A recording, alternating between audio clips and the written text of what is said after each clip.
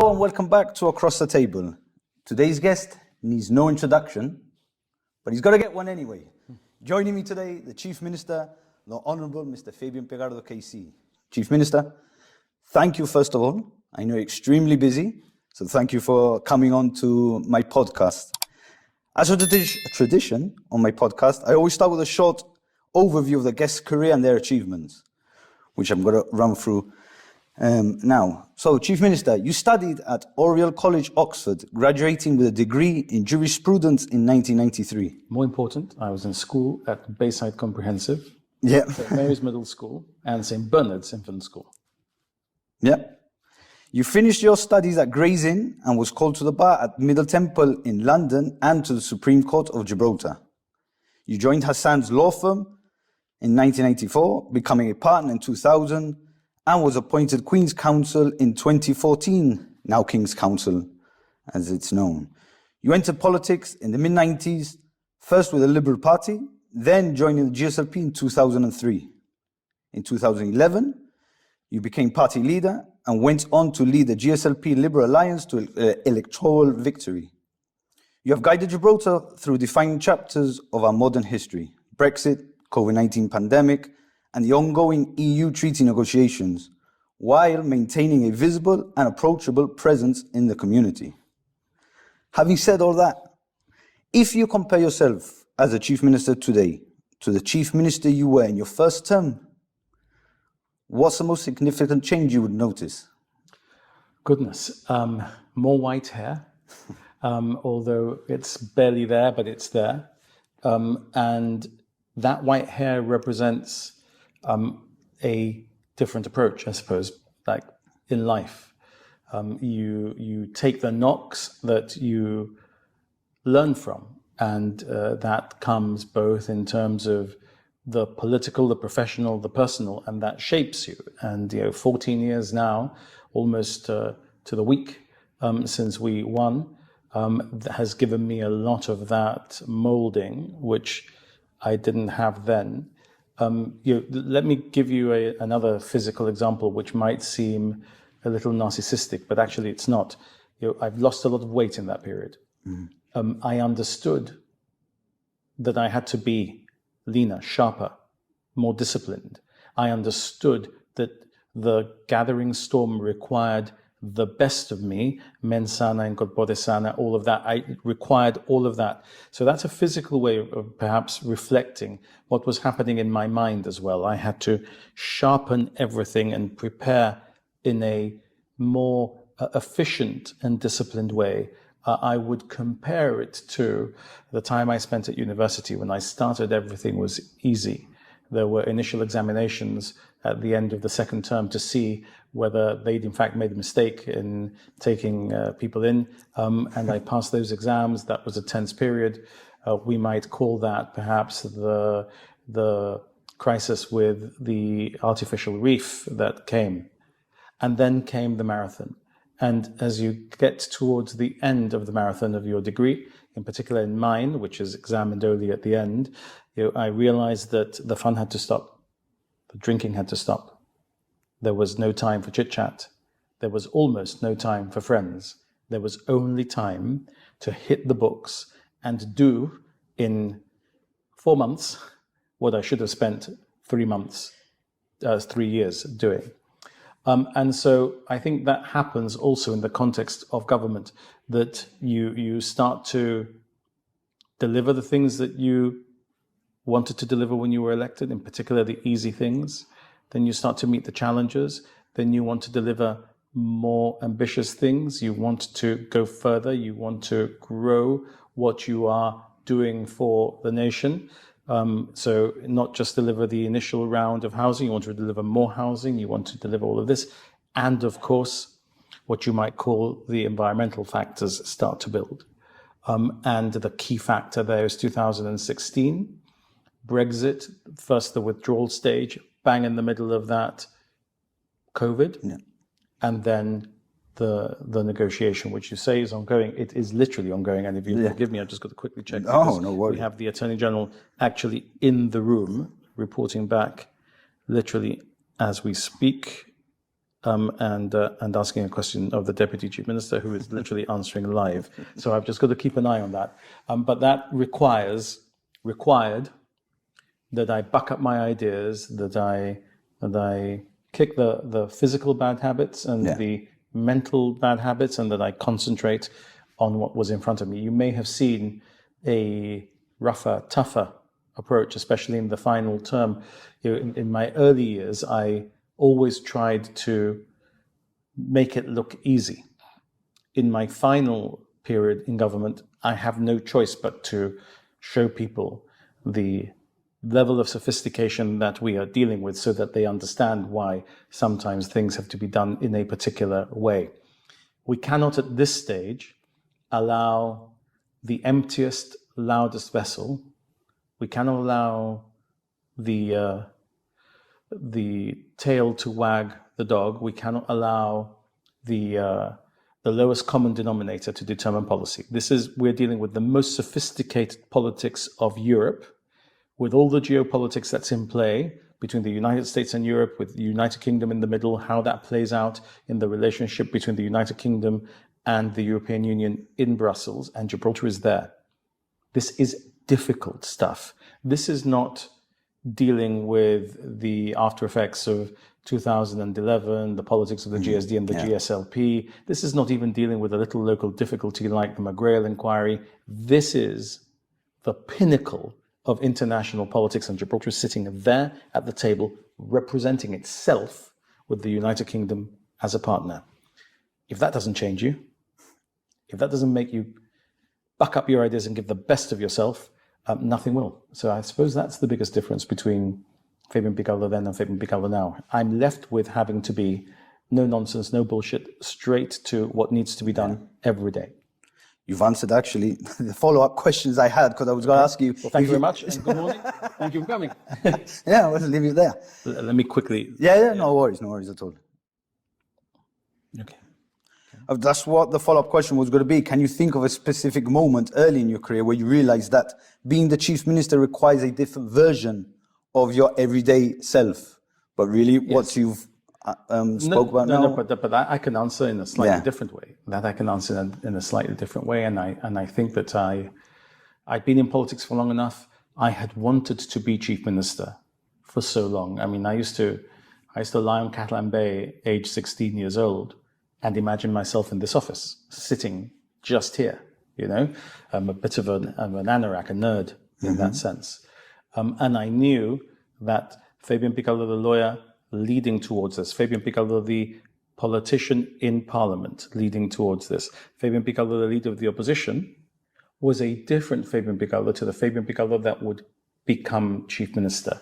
And I think if you look at the leaders' debate and you look at the campaign and you look at the period April 2011 to December 2011, nobody's going to look at that except me, probably. You know that at about 8 o'clock in the morning on the 9th of December 2011, the way that I spoke was different. I knew in that moment I was chief minister for everyone, including the people sitting on the left in the John Mackintosh Hall who had lost the election. But what I had argued always was that if we won, not jobs for the boys, none of that crap. The rhetoric that was being, that they talked about then and they talk about now, because the GSD have nothing against us. So they try and make it up, and they try and look at the election that they won in 1996 and replay it again. None of that. I was always very clear with the party and with myself. This was not to the victor the spoils. This was to become a government for the people and of all the people, servants of the people, not servants of the GSLP people or the liberal people, servants of the people. And I think if you looked at it, you'd detect that change. I was ready for it. I knew I had to give it. I knew I had to be different on that morning, and I hope I have been. And 4 successive general election victories speaks for itself. Suggests that the majority have accepted that. They have. So, I'll touch upon that now. So what's the misunderstanding that the public have, what it means to be a chief minister day-to-day basis? It's something that you enlighten us. Absolutely. I don't know whether I can enlighten you. I can give you my views, but But chief ministers, politicians generally, but chief ministers and ministers in particular, are often in the public eye a little like teachers are to pupils. Pupils forget that teachers are human. We almost dehumanize teachers because we call them Mr. We don't give them the first name. They become a little remote. When you see a teacher and you're a pupil, you see a teacher outside the school, you don't know how to react, even when you're older. I'll have you know. I still say Mr. Reyes when I see him. I go, I was never able to call Mr. Dobson anything other than Mr. Dobson. However many times he might invite me to call him Kevin. Yeah.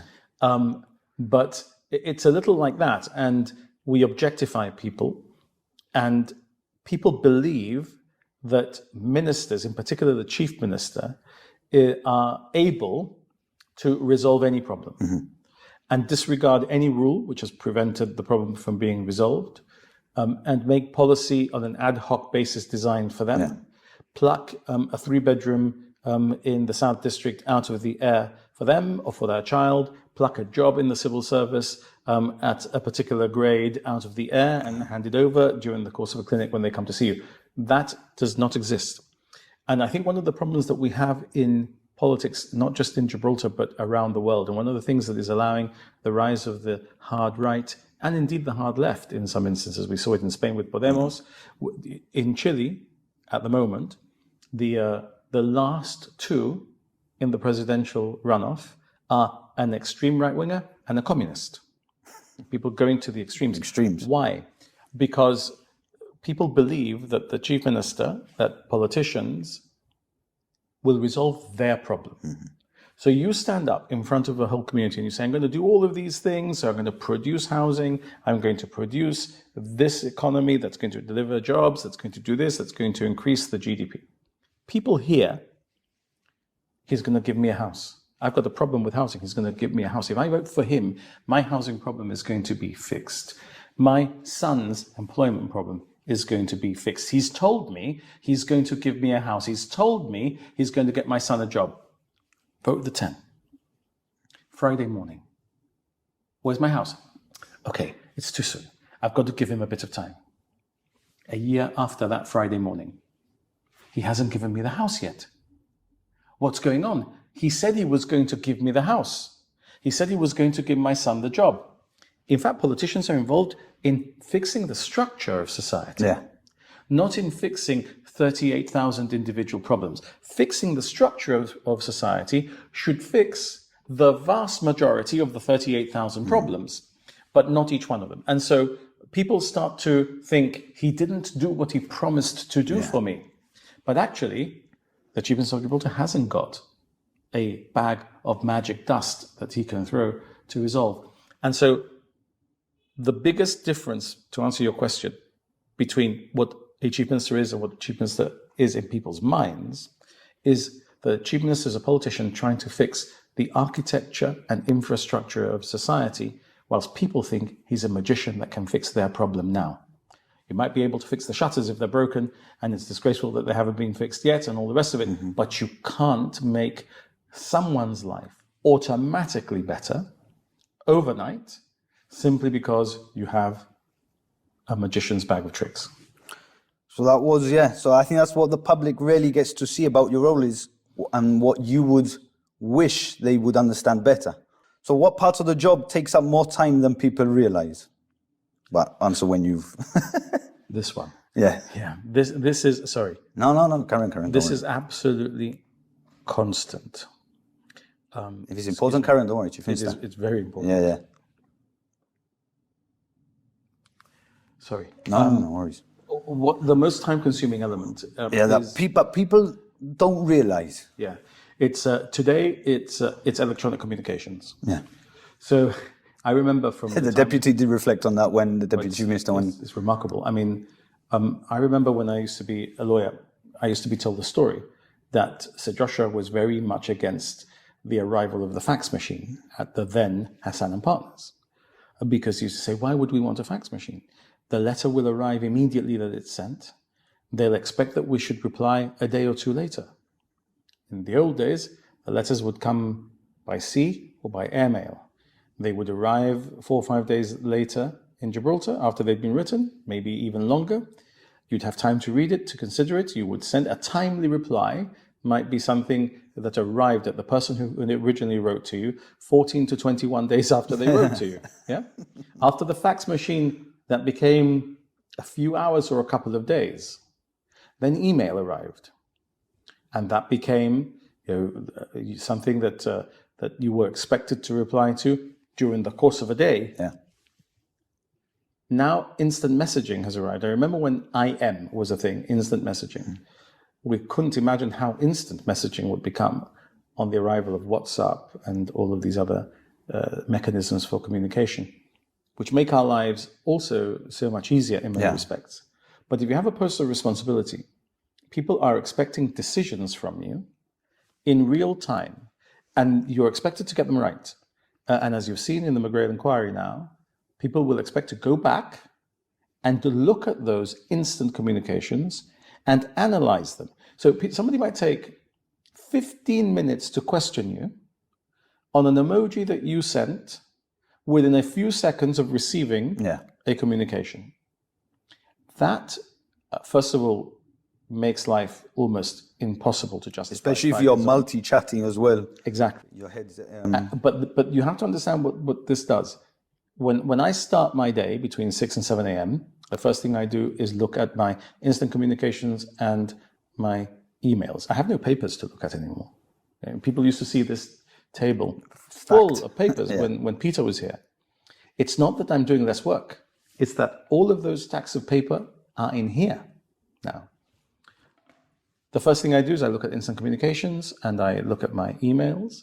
And the last thing I do at night is look at the final instant communications and look at emails. That is taking the lion's share of my day. Some of my days are constantly just on the instant communications. Whether I'm doing them on the phone or I'm doing them on the laptop, because it's easier to type, it's still also WhatsApp that's on the laptop. It's still also the email. That's it. Digital communications have become the bane of my existence to such an extent that I was really taken when I was interviewing Theresa May a couple of years ago here for the Literary Festival. And I asked her what was the thing she missed the most. And she said, the thing that I miss the most and that I'm most relaxed in not having to do is the instant decision making. Because whilst you might be thinking of instant communications as something that you're getting from your family or whatever it is, I'm not getting them from my family. I get it from my family as well, but those are very pleasant to receive. I'm getting them constantly. Problems. From the negotiating team, from the chief secretary, from the financial secretary, from the heads of the departments that I lead, from ministers, from UK ministers, from Spanish ministers. Constant need for response and decisions to be made. And I think in the modern world, the way that you would probably end up having to judge politicians is, does he get more or less half of those right? I'd be very happy getting half of them right. Perhaps I didn't even get half of them right. But at the speed at which we are required to go, I look at some of my critics and I wonder whether they'd be able to keep up with the pace of electronic communications, let alone get at least half of those decisions that they would be called upon to make right. Because each one of my critics that looks at one of my decisions and criticizes one of my decisions fails to put it in the context of the many other decisions I might have made in the 10-minute window that they are analyzing. Yeah. But it's what I mentioned to the Deputy Chief Minister as well. Plus with that, there's no cutoff. It's not like you close your office 5 o'clock, Sierra, I'm home, that's it. There's no cutoff. There's no holiday either. There's none. I mean, I hand over to the Deputy Chief Minister. I find it incredible, like you can't switch off. Yeah, I mean, when I go on a long holiday, I hand over to the Deputy Chief Minister because of distance. On a few occasions, he and I have been away, we've handed over to an acting Chief Minister because of distance. But we're all entirely connected. And so if I travel to the eastern seaboard of the United States, for example, I'll be up and checking my messages very, very early. So because of jet lag, I'll probably be up about 4 a.m. Yeah. So it's 10 a.m. here. I'm looking at what's happening here, whether I'm in New York for the UN or whether I'm in Miami with the children. And you're constantly involved. Nobody says, I know you're on holiday, so I'm not going to bother you with this. The decisions, they still need them. And today in this modern world, you can't imagine not providing them. And I'm also a little addicted to that, I suppose. And like Theresa May, it'll be one of the things that I miss and don't miss in equal measure. It's also, yeah. And also if you don't respond timely, because we're saying it's instant messaging. Think of the consequences. Yeah. So, the Chief Minister hasn't replied back to me when I sent him a message at 10 in the morning. Yeah. But you think, but you must receive hundreds and hundreds. I don't know how you can go through the phone and be like, okay, that prioritizing, triage, as we used to say in the army. It's not 100, it's thousands. Thousands. It's more than 1,000 messages will come in each day. I don't know how you have to deal with them. prioritize that. And you spend, I tell you what's really complicated, when you spend 4 hours in a meeting, or you spend 3 hours in Parliament on your feet, you know when you sit down, that is going to be very difficult to deal with. The next hour. I'm going to get to the Parliament because what you do there as well, I find really intriguing. But I'll come back to it. You've led Gibraltar through incredibly complex times. What would you say has been the most defining moment of your leadership so far? Oh. Forget the treaty for now, so we'll go in there. Definitely COVID. Definitely COVID. I mean, getting up in front of a camera that was here and telling people that they were going to be confined. I mean, this wasn't martial law because we didn't bring out the army to enforce it, but we brought out the police to enforce it because we created criminal offenses. So by law, you had to be in your home unless you were within one of the defined exceptions, and you could only come out for defined purposes at defined times.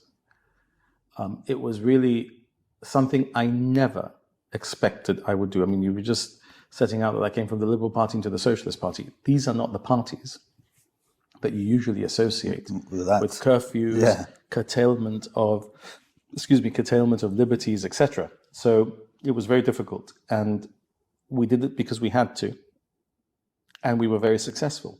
And I was reminded the other day, we were at the COVID memorial on the 12th of November, the 5th anniversary of the first death. The remarkable thing about that, think about it, we are probably the only place in the world, certainly the only place in Europe, that had no deaths in the first half of 2020 from COVID. And if the vaccine had arrived in Gibraltar 3 weeks earlier, we would probably have reduced our death toll by about 50%. It's that much because we had a really bad end of 2020. And that's probably the most defining period of my life so far. Not just my time in office, that's probably the most defining period of my life so far. How did you handle that stress and the self-doubt? So we're going to the mental aspect of it during that period. So you must have been at home. Am I making the right decision? Is this right to lock the population up? How mentally? I'm the person who was not at home. I was here. I was here most of the time. There was a bed was acquired for me so that if I had COVID, I would spend it here, sequestered. I spent more time at work over COVID than I did most of the rest of the time until then. And my family were at home because there was no school, there was no work, and I was here. And what I had to do, what I told you about how I changed physically, what I had to do, that was the moment. It was in 2020, during COVID, that I got my then bigger, fatter ass on an electric bicycle and got myself up the hill. And as I said to many people then, and I still say now, being on that bicycle, now being on the treadmill, does more for my head than it does for my heart. Exercise helped me to rationalize what I was doing, to put everything in its place, to bring a different sort of discipline to my mind as well as to my body. And it was hugely important, in particular during COVID. The freedom I had when I was up the rock, in particular when I was coming down the hills from the upper rock, took me back to who I used to be when I was 8 years old, 10 years old, up at Calpe. Not a care in the world, just not a care in the world. Then it was a red chopper, and with 3 gears. Later, it was a specialized with a battery that helped me get up. But it freed my mind and enabled me to think so much and to see more clearly the things that I needed to see. It really gave me sharp focus. It was an extraordinary, difficult time. It has marked me forever. I wrote to every single one of the families of the people who died from COVID in Gibraltar in that first year, and nothing can ever mark you like that. I mean, the Chief Minister of Gibraltar is very lucky. He or she does not have to send troops into battle. No. And so death is not something that can usually arise from the decisions that you make. This was actually completely different. And the Deputy Chief Minister and Samantha Sacramento, who was then Minister for Justice, we spent a long time working out rules, in particular for the over 70s. And those rules which we set out, which stopped the over 70s from mixing with the rest of the community, which some people complained about bitterly, and of course, there was one exception. If you were over 80 years old, but you were a member of the Gibraltar Parliament or a minister of the Crown, you were able to continue carrying out your functions. And you know exactly who that is. There's only one person who fits that description. I think he Yes. I mean, he complained so bitterly that we thought the only way to do this and to keep legitimacy with the rest of the cohort is to exclude him. Otherwise, he is going to lead a march of 70 to 80-year-olds down to commonplace. But it was the most defining moment of my career. It is the most defining moment of my life. And there was no blueprint, so that's what I'm saying. You weren't relying on like a document. Oh, this happened in 1921. We'll follow that procedure. What they did back then, that's the solution. It was literally. No, but we did look at what happened in the early part of the 20th century with the Black Plague. It must have with been the yellow fever epidemic and Sam Bennedy's book. And all of that. We did look at all of that, but there was no blueprint. That we were looking at what others were doing. We were looking at this thing. Yeah, but the whole world was in chaos. Even Dr. Fauci, when he used to come up, he used to speak, and I mean, even they admitted the WHO. Remember the R number and what is the R number? All of this. But what we invented here, there was no blueprint anywhere in the world. What we invented here, only we did it here, and we didn't do it so aggressively in November, etc. Perhaps if we had, who knows, was the segregation of the population on an age basis. Okay. Nobody did that. The over 70s being confined more than the under 70s, and the non-mixing between the over 70s and the rest of the community. And that, I am convinced, saved hundreds of lives. Yeah, the most vulnerable. So we'll move on from that one, and I'll flip this question, actually. Is there a decision throughout your career you regret not taking? I'll flip it. A decision I regret not taking. I can tell you exactly which one it is, and I can tell you how it happened. We had the opportunity to buy a particular place. I won't tell you where it is, and I won't tell you the type of place it is, but a building. Yep. The decision came to us in the first 6 months of being in office. We were offered the building for £250,000. We'd just been in office for 6 months. £250,000. How you're justifying that in 6 months, yeah. We can't get that building now for £1.5 million, £2 million if we're lucky. If we'd taken the decision then, we would have been able to do a particular thing in a slightly different and better way. I can't tell you without giving away what it is. No. And I learned then that in politics, as much as in the rest of life, hesitation kills. Mm-hmm. We should have bought the building. We should have carried out the plans as we intended to. We might have been criticized. But you know what I've learned? That the opposition and the non-thinking public, and there are lots of the majority of people in the public are thinking, but there's a small minority of the public, which is what I describe as the empty vessels, the non-thinking public, who spend more of their time on social media than they do thinking about what they're going to say on social media, would have criticized us anyway. They criticize us for anything. They criticize us for the best decisions we have taken, that the vast majority agree are the best decisions we have taken. So we shouldn't have worried. We should have done what we thought was the right thing. And I learned a lot from that. So what's the decision, and it follows up nicely actually, this question. What's the decision you've made that people might underestimate in importance, but that you believe will matter in years to come?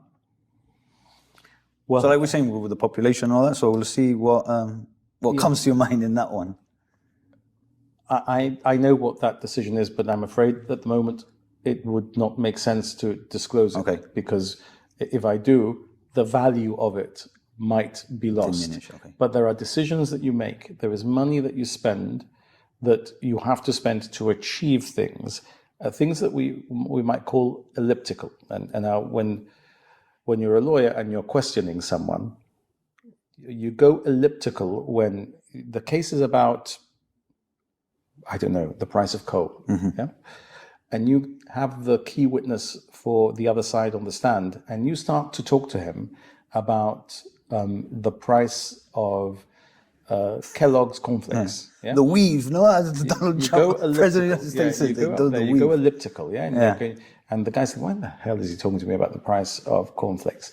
And you go elliptical, and then the dagger comes down at just the right moment. And you have to do things in this context, and in Gibraltar's context in particular, which are elliptical. Most states, all states that matter to us, the United States, the United Kingdom, Spain, China, Russia, have funds which they put aside to do things which everybody accepts they have to do, but they cannot talk about. Yeah. We don't have those funds. Yeah. All our funds are there for people to see, etc. Yeah. But we sometimes have to do things which are elliptical. Watch this space.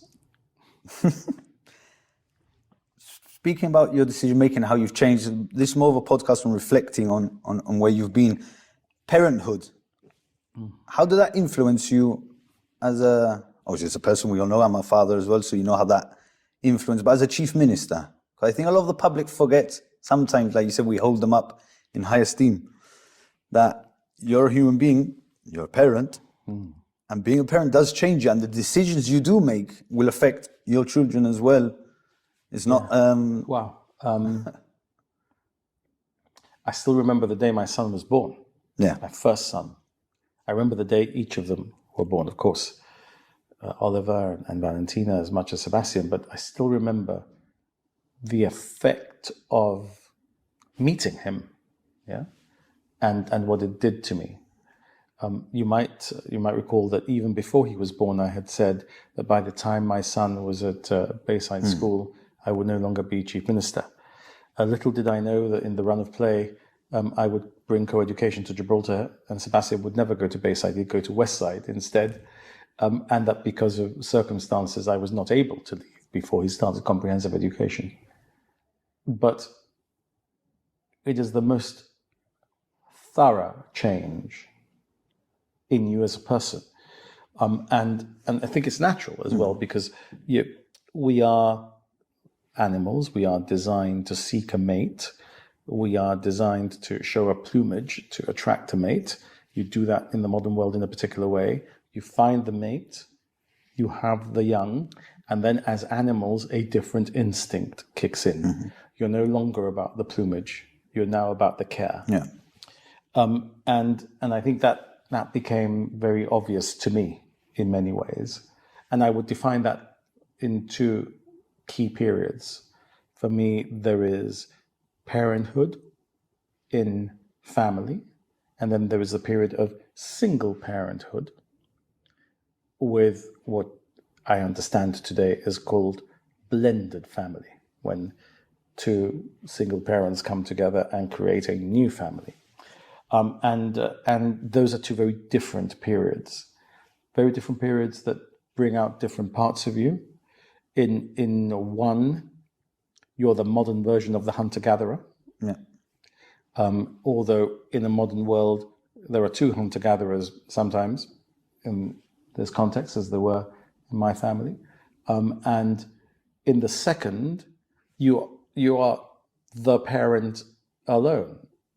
And the hunter-gatherer as well, and that you have to match those two things up. When you layer over that the fact that you're running their country, you have a huge sense of responsibility. So, for example, one of the things that I have in my mind, apart from every decision that I take, one of the things I have in my mind, well, this crap that people in the GSD talk about, that I'm indebting Gibraltar, etc. Seriously? I mean, one of the key drivers for me is when my children have to go to university, I want Gibraltar to be able to be strong enough to fund their university like it funded mine. I would never put Gibraltar in a place where it couldn't do that. When my children need to buy a home, I want Gibraltar to be strong enough and to have the resources to continue to be able to build affordable homes for their generation. That's a key part of one of the strands that I'm developing as I prepare to exit the stage. The other thing, of course, is that I really was ready to leave politics in 2023, but I couldn't because I hadn't finished the treaty negotiations, and I needed to ensure that the COVID debt was properly dealt with for the reasons I've just spoken about. But the treaty in particular was hugely important because the treaty for me is about them. It's about my children. I don't mind telling you that I was very emotional the morning of the 24th of June 2016 because of my children. I'd lived through the closed frontier years. I knew that Gibraltar, we all have a nostalgia for that, silly nostalgia, because our parents didn't want closed frontier Gibraltar. It was something that was done to them. But we have a rose-tinted spectacle nostalgia for it. But I didn't want that for my children. I became very emotional thinking of Sebastian and Oliver having to live in a closed frontier Gibraltar. Valentina had not yet been born. And therefore, for me, it was fundamental that I finish what I'd started and deliver that treaty that I haven't yet, today is the 17th of November, haven't yet delivered. Deliver and implement that treaty, because that was going to be what gave Sebastian, Oliver, and now Valentina, and everybody else's children too, the physical opportunities that we want them to have in the environment in which we live. I don't want my children to live in a Potemkin village where, like a gated community, a national gated community. I want them to live in the world. I want them to live in Europe. I want them to experience Europe. I want them to ski like I can't ski, surf like I can't surf. I want them to enjoy Gibraltar to the fullest and to enjoy Spain, Portugal, France, Italy, all of those fantastic countries up to Scandinavia to the fullest, and the United Kingdom. And I had to do that, or else I would be responsible for not seizing out of the chaos of Brexit the opportunity to deliver a better future for them. And that I was driven in as much by my instinct as a parent as I was by my instinct as a politician. But what kept me going was my instinct as a parent. I thank you for touching, because I think that's another part that is lost in the day-to-day. When we see you on GBC, when we see you on television, when we see you in Parliament, that you forget that you've got your own family, and the decisions you are making will affect your kids, good or bad. Yeah. So I just find it incredible that you must make that decision knowing that, it will affect my children, but I've got to go through with it because it's part of... And you have to be cruel to be kind. Yes, exactly. You have to make the right decision. Yeah. And I don't have devils on my shoulder or angels on my other shoulder. I have my children on my shoulder. And in two ways. What I'm doing has to be good for everyone. Yeah. That means good for them and for everybody else's children. And what I'm doing, however controversial, and goodness knows that there are things that are controversial. My parents, in particular my mother, gave me a very strong moral code. And what that means is that you do what you know in your heart is right. My mother used to tell me all the time, "What do you think is the right thing to do? Do it." right? So You can feel it. You know it. You know when. you know it, and you know when- whatever anybody else thinks. So Yeah. so the current controversy is principal auditor, McGrail report, whatever other thing you want to talk about. You know, when I look at myself in the mirror every morning, and I shave every morning these days. I have a beard for a little time, and I have to be able to look myself in the eye. Yeah. On all of the things that you've seen analysed in the McGrail inquiry, in all of the things that you have seen said about me in the principal auditor's report and my replies, in all of the things that the GSD says about me and that nonsensical idiots on social media say about me, you know, I look at myself in the mirror and I say, did you do the right thing? According to Gibraltar's moral code, did you do the right thing? And on every occasion, I am able to answer yes. Because if I was not able to answer yes, I would not have done it. Yeah. And that means that I can look my daughter in the eye on anything that she might question me about in respect of my political life or my personal life and tell her I did the right thing. So that leads into your kids give you political advice. And Yes. I'm saying this whimsically All the as a joke. All the time. Valentina says that I mustn't worry, that the GSLD will never win an election. And all of them tell me that I have to stand for election and win a 5th record general election. To be the GOAT, as they will probably To be say. the GOAT, to do the thing. That hasn't been done. And I say, no way. No way. I need the time to be with you. There is no way. But this is a situation where the family is not saying, please go. The family is saying, please stay. And El Cabrito, who is not a goat, says, no way, no way. The best advice you received, so you spoke about your mum and what she said to you. Do you think then that would answer that question then? The best advice you've ever received and who gave it to you? That is the best advice I ever received. And she used to lace it with, always remember, Fabian, make the good better and the better best. Absolutely the thing that I will always carry with me. The most inspiring political figure then that you've... The most inspiring political figure I have ever worked with, or...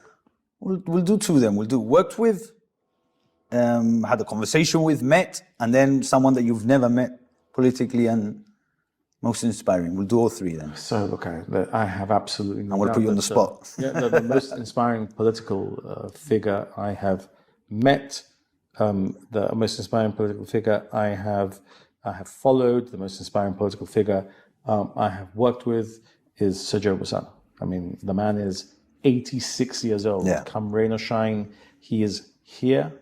And as I say sometimes when I disagree with him, I say, look, to the others, we disagree with him.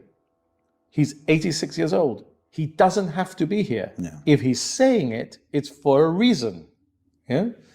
And undoubtedly, the transformation of Gibraltar, physically, the transformation of Gibraltar's attitude to its international rights, the advocacy for Gibraltar, the selflessness in the approach. I don't think Gibraltar understands what it has in Joe Bussano. I mean, if I was a GSD voter, which I never have been, thank God, if I was a GSD voter, I would never, ever vote anything other than 9 GSD and Joe Bussano. Because, look, you say what you like about him. You might like the way that he speaks about the thing or not. You might like the way that he presents his argument or not. But there is no question that Joe Bussano does absolutely everything for Gibraltar, and that without him, as Sir Peter Caruana says, the transformation from the MOD economy would likely have been not as successful as it is.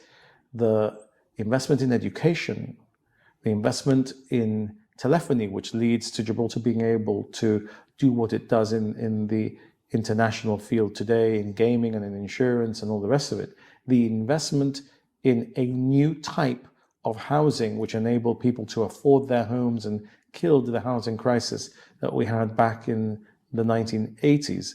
That is more transformational than I've seen anybody ever do. I mean, Thatcher changed Britain, yeah, but not in such a good way. Thatcher changed Britain to turn it into an individualistic nation that today is facing isolationist. a crisis of identity. Joe Bolsonaro changed Gibraltar in a different way. Joe Bolsonaro made Gibraltar ready for a new century, and to be able to work with him and to disagree with him. That must be interesting too. Is remarkable. But when he was in government, people would say, "Un dictador." He's not. He's not a dictator. He's just very clear in his ideas. And if you convince him, he becomes as evangelical about what you've convinced him about as what he was trying to convince you about. But you have to convince him. And you're dealing with one of the greatest intellects that Gibraltar has had. And you just have to see how he argues in Parliament without one piece of paper. I need my pieces of paper. He doesn't need his pieces of paper. It is remarkable to see what he can do. And there are few intellects like his in Gibraltar. That comes with experience as well. So I didn't have this question, but I need to ask you this question. How do you prepare for Parliament? Because I see you there and you're 3 hours and you could talk about that department, this department, what's that? Like you just said about Sergio Bolsonaro, how do you prep for that? You can't prep for that. I mean, I've experienced that as leader of the opposition and as a member of the opposition. Mm-hmm. You cannot prep for that because you can't study enough. You're living it. And because you're living it, you don't have to prepare for it. Mm-hmm. It's what you are able to talk about. A little like my interview of Mrs. May and my interview of Mr. Hunt. These are the things that I've lived through, and therefore I don't have to sit around or ask ChatGPT to tell me anything about their careers. I've lived it, and so when I go to Parliament, I have all that information because I'm the one who's made the decision about that spending or about this or about that, and so it's in my life experience. Joe Bolsonaro's got 53 years of that in opposition and in government, and in the trade union, which in the 1970s was almost the alternative government of Gibraltar. So, I mean, it's remarkable. We'll go, since we're going to wrap up soon, but we'll go on a step away from the politics. Outside of politics, what do you enjoy the most? Well, I enjoy a lot spending good quality time with my children. I love spending time watching their sports. I love spending time giving them the things that I know will give them satisfaction. Mm-hmm. So experiences, not physical things, but experience things. Yeah. So going with them to theme parks where I do not get on the big rides. When I get on a big ride, they love it because I swear in Spanish a lot at the top of my voice. And I can relate. Yeah. And I love going to sporting experiences with them. That's with them. I love spending time with my partner. I love going away with Anna. I love doing different things with Anna. It's like having an alternative life. You have your life as a single parent, and as a result of separation, you then have this adult life, which you are able to lead, which you weren't able to lead when you were in marriage, because of course marriage was all the time with the children. So I love that, and having those weekends where you are able to just do, I call them adult things. Some people might call them senior things, like read the newspaper and relax. Although reading the newspaper is something I love, but it's part of my job. I mean, as I've said, my day starts with the electronic communications, but then it's the FT, the Times, the El País, Cadena Ser, the Today program. All of these things you have to be able to... on top and see what's happening and going on. So, but outside, so you like... What sports then are you into? Like your football? Football. Formula One? I've heard you talking about Formula One sometimes. I don't know if you were or you were just a casual viewer. I love Formula One, but I haven't got the time to be in Formula One at the moment. So my son Sebastian is totally in Formula One. I mean, he's got an incredible brain. And so you can ask Sebastian the name of any driver. You can ask the nationality of any driver. You can ask what the rankings are. He's got it. And his non-familial uncle Nick got him to be a Tifosi very early on. So Ferrari, there we go. And so I love that. But the only sport I really have time to concentrate on is football, although this season I'm concentrating on it a little less because I used to enjoy where Liverpool were in the table. I was not going to so ask you hesitantly, but since the results haven't been going, I can ask you now with my chest out. What team do you support then? Liverpool Football Club. If I'd known at the beginning, I would have done this podcast. It will never walk alone. It will never walk alone. For context, I'm a Man United supporter. That's why I say I can puff my chest out. Like my son Oliver, who is obviously a Manchester United supporter, because I am a Liverpool supporter and because I am a Barcelona supporter, he is now a Real Madrid supporter. And I take him because I love him so much. That is normal because my father was an Arsenal supporter, is an Arsenal supporter. So back when I was born, it was the Arsenal-Man United rivalry. So obviously I had to go against. And then my son, just to get me back, is an Arsenal supporter. So granddad's happy. Oh, good. I'm failed as a father to convince my son to join my football team. So Sebastian is a Liverpool supporter and a Barcelona supporter. Great. Oliver is a Manchester United supporter and a Real Madrid supporter. Not so great. Valentina is a Chelsea supporter, but her second team is Liverpool. The Chelsea, that's a random one. She'll explain that to me one day. Yeah, one day. Why did you do that? I suppose because Liverpool is blue. Sorry, Liverpool is red. Manchester United is red. She's blue. At least you have some element of logic. Exactly. So if the politics, and if you hadn't gone into politics or law, other career? I would have been a pilot. Boat, plane? Plane. Okay. I would have been a plane pilot. I love the air, but I very quickly stopped considering that because my eyesight wasn't what it needed to be. And in those days, eyesight was an issue. At least I was told that in school. So it had 20/20 vision. Oh, yeah, and I disregarded that. Before being a pilot, wanting to be a pilot, I wanted to be a policeman. And before wanting to be a policeman, I wanted to be a priest. Okay. So priest, policeman, pilot, politician. All the P's. Final question. Thank you for your time, but final question. When it's all said and done, how would you like to be remembered? Not just as the leader, but as a person. He did his best, like his mum told him. Chief Minister, thank you so much for your time. Thank you everyone for watching. We'll see you in the next one.